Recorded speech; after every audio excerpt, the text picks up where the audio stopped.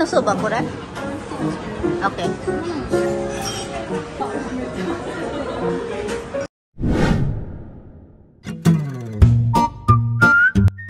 Good morning. Okay for today. And samahan niyo ako. So, let's go.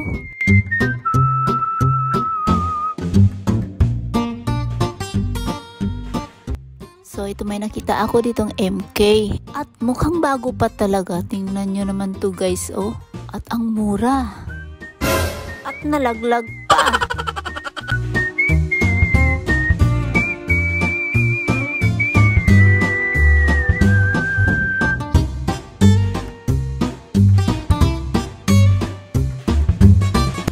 So, tingnan natin yung presyo. Ay, grabe, napakamura. 5K mahigit lang. May MK ka na. At solid, mukhang bago pa. In fairness, napakalinis talaga. Yung hawakan niya, walang ka-watermark. Galing din ng may-ari nito. Halatang iniingatan ng may-ari.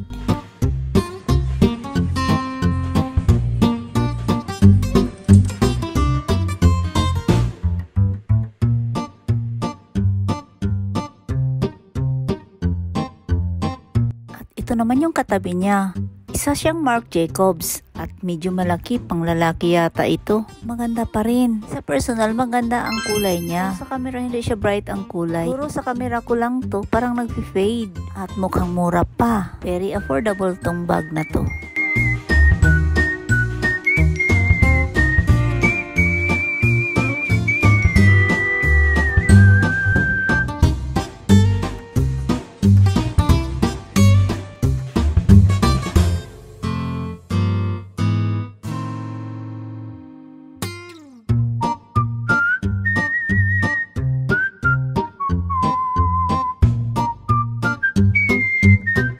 So guys, dito ako na-amaze. At ito pala ay isang Michael Kors. Napakaganda yung hardware niya. Talagang kumukuti-kutita pa. Hindi nag-fade yung hardware niya. In fairness, maganda ang design niya at malinis sa loob. Ang pagbukas ko, tingnan nyo naman kung ano nakikita ko.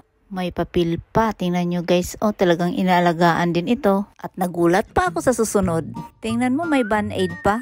At branded pa yung Band-Aid. Johnson & Johnson. Sarap sana kukunin. At marami pang anik-anik. Kama-CCTV tayo. Balik na natin to. Yan na nga binalik ko guys. Pero solid talaga yung loob. O tingnan nyo naman, napakalinis. At ang ganda pa ng design ng bag. Mga ganito hindi talaga kalakihan. Tama lang sa cellphone, sa maliit na wallet. Sosyalin din ang pormahan nito ha. At napakaganda pa yung kulay. Hindi siya karamihan. Very unique guys, diba? Tikit sa lahat. Murang-mura. Yan may MK ka na. 3K mahigit lang yan. Wala pang gas-gas.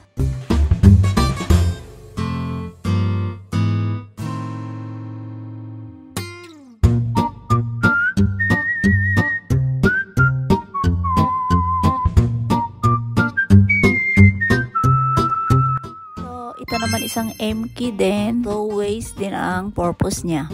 Dahil pwede siyang pang crossbag. Dahil sa sobrang mura din to. Napansin ko rin medyo gamit na. So wala naman siyang gas-gas kasi lang may kunting dumi. Ayan. At yung hardware, okay naman, hindi nag-fade.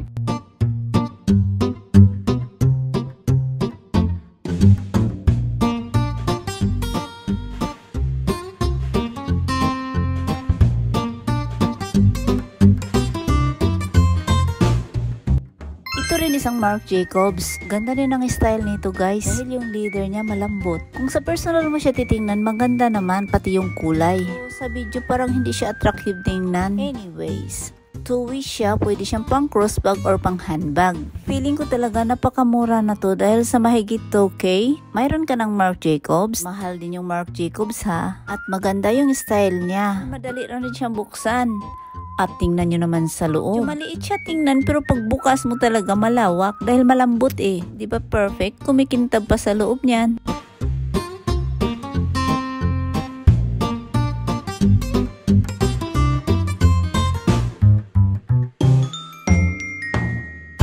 So, ito naman isang Forla. Ang ganda rin nito. Napaka-cute. Maliit lang siya tingnan. Pero yung puwet niya malapad naman kaya marami kang mailalagay. At ang ganda pa ng style nito guys. At maganda rin yung leather. Malambot. Ito, two-waist din siya. Pwede siyang crossbag or handbag. So, bet ko rin to.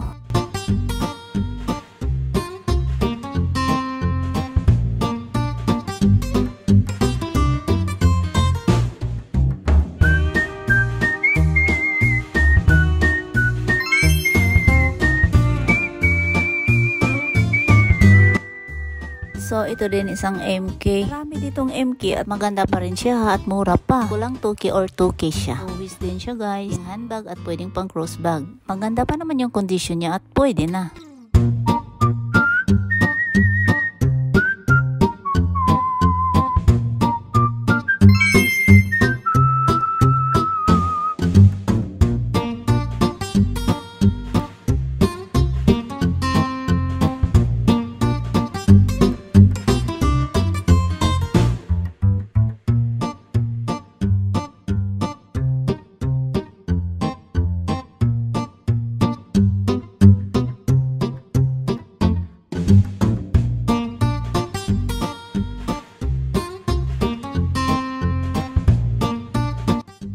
Umuulan yata ng MK ngayon. In fairness, maganda rin ang kulay ito. Mura pa.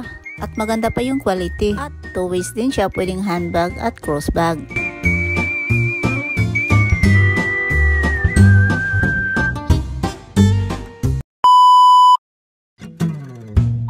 So, time check. Mag-11 o'clock na in the morning. For today's video, magsha-shopping tayo. Dahil malapit na kasi ang birthday niya. So, sa wakas, i-advance na natin. At pumapayag na siya. Sabi ko, bibilhan ko siya ng memorable bag. Kasi bag ang gusto ko sa kanya. Dahil hindi halata, mahilig ako sa bag, diba? Char! Hindi naman siya gaano kamahalan. Gusto ko lang kasi yung quality. So ngayon, pupunta kami ng outlet. Dahil sa kakulitan ko, sinerch niya. Tama, may sale. So, ito na nga, dumating na kami after 1 hour. Lalakad pa talaga kami ng mga almost 15 minutes bago lang makarating dito. Solid naman dahil 75% daw ang discount. Ito na nga, nandito na kami sa loob ng mall. Nahalata niyo naman, ayaw talaga niya sa kamera. Nichimpuhan ko talaga ang mood dito. Yan kami nag-aaway dito pag may kamera.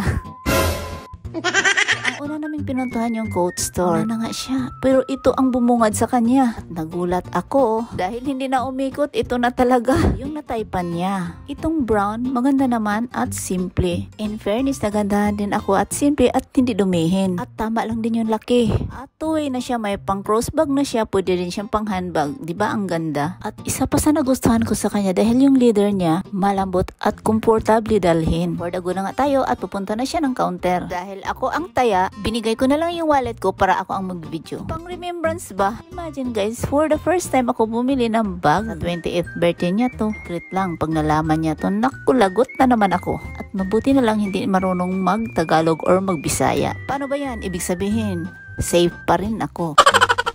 So, wait lang guys, habang nandoon naman siya sa counter, nabuboring naman ako katatayo doon, wala akong gagawin. Sisegway mo na ako. Dahil matagal pa siya. Sino namang siya? Wala ka namang aantayin dahil walang siya.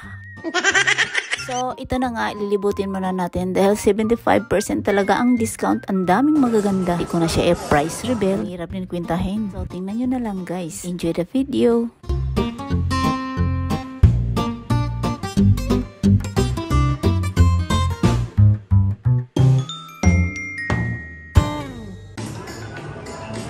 Ito na nga, tapos na siya nagbayad. Ni-reveal ko pa talaga. The first time ako talagang bumili ng quality na bag para sa kanya. Talagang deserve naman talaga. Napakabait na anak. Kulang guys ha, hindi talaga tumasakit sa ulo. As a single mom, bahay-aral lang talaga siya. Nung nag-college, nakapasok sa scholar, kaya nakatapos. Proud na proud ako sa kanya. At salamat sa Diyos. So, medyo late na yung tanghalian namin. After namin namili, pinuntahan namin yung ibang store. Naramdaman na namin yung gutom, kaya pumunta kami dito sa yung parang fast food nila. Ikot pa kami ng ikot. Sa wakas, natagpuan din ang gusto namin. Pagdesisyonan namin, suba at magtimpura na lang daw kami. Nasuba po rin? Okay. Kutatsu, soup aro ka rin. So, ito na nga ang final decision. Bago yan, check muna natin ang self natin sa kamera. At sa wakas, nakaupo din. So, ito na nga guys. Carry pa ang beauty. Char. Ako ang lahat. May naalala pala ako. Important letter dahil lang galing ng office. Kumuna sa kanya bago kami kumain dahil para ma-fill upan. Bukas pagpasok ko, ready na. Guys, dumating na nga yung pagkain namin. Kain muna kami guys.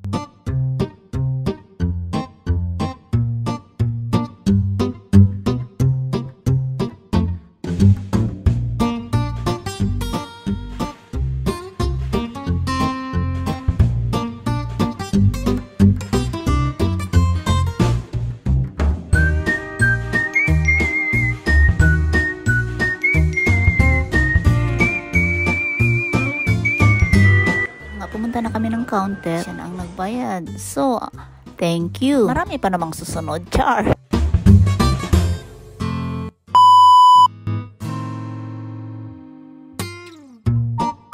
So, bago kami umuwi ng bahay, dadaan muna kami sa cosmetics para may reservation tayo dahil paubos na rin yung mascara ko. So guys, ito yung brand ang ginagamit ko, Maybelline. Alam niyo naman kung anong brand to, galing to sa New York. At lulubis-lubusin na natin, bibili na rin tayo ng foundation, bibili rin ako ng pang shade dahil wala akong yung pang-couture. So, ito ang nakita ko can-make. Sa Maybelline, wala kasi ako nakitang pang-couture. Kaya, may nakita akong can-make. So, i-try natin to. Ganda rin naman ito dahil nasubukan ko na rin yung brand na to. Ito naman guys, hindi naman siya kamahalan. Made in Japan. So, punta na tayo ng counter para mabayaran, para makauwi na nga. Ang layo pa naman ng uwi namin.